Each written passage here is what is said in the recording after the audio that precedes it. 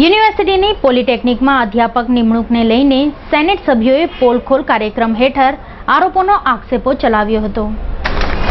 વિશ્વવિખ્યાત Maharaja Sayajirao university એક યા બીજા પ્રકારે વિવાદના વંટોળમાં સપડાતી આવી છે। યુનિવર્સિટીની પોલિટેકનિકમાં વર્ષ 2005માં અંગ્રેજી વિષયના લેક્ચરર માટેની નિમણૂકની પ્રક્રિયા હાથ ધરવામાં આવી હતી, જેમાં ઇન્ટરવ્યૂ બાદ સત્તાધીશો દ્વારા રાખી મેઘા નામની ઉમેદવારની નિમણૂક કરી હતી। નિયમ પ્રમાણે ફર્સ્ટ ક્લાસ સાથે એમએ થયેલ ઉમેદવારોને નિમણૂક કરવાની હતી, જ્યારે રાખી મેઘા સેકન્ડ ક્લાસની હોવા છતાં તેની નિમણૂકને સિન્ડિકેટમાં મંજૂરી અપાતા યુનિવર્સિટીના સેનેટ સભ્યોએ હેડ ઓફિસ ખાતે પોલખોલ અભિયાન હેઠળ સત્તાધીશો સામે આક્ષેપો લગાવી નિમણૂક રદ કરવાની માંગ કરી હતી।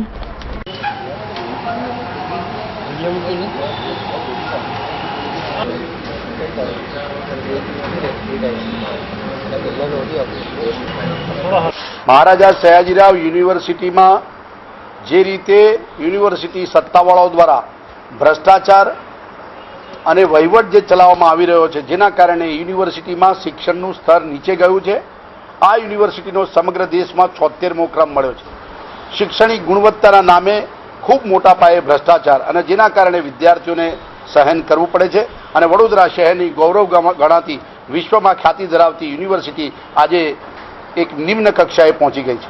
આ એક પોલિટેકનિક કોલેજનો પોલ ખોલના કાર્યક્રમ અંતર્ગત અમો સેનેટ સભ્યો દ્વારા આજે પ્રજા સમક્ષ એક મુદ્દો લાવવા માંગીએ છીએ કે પોલિટેકનિક કોલેજની અંદર અંગ્રેજી વ્યાખ્યાતાની જે જાહેરાત પડી હતી, એ જાહેરાતમાં ફર્સ્ટ ક્લાસની ડિગ્રી સાથે એન્જિનિયરિંગ કાં તો માસ્ટર ડિગ્રીમાં ફર્સ્ટ ક્લાસવાળા ઉમેદવારે ઉમેદવારી નોંધાવી, પણ તમે જોઈ શકો છો કે જે રીતે રાખી ઠાકુર જે અત્યારે રાખી મોંઘે છે, એમને માસ્ટર ડિગ્રીમાં સેકન્ડ ક્લાસ હોવા છતાં પણ એમનું ઇન્ટરવ્યૂ લેવામાં આવ્યું।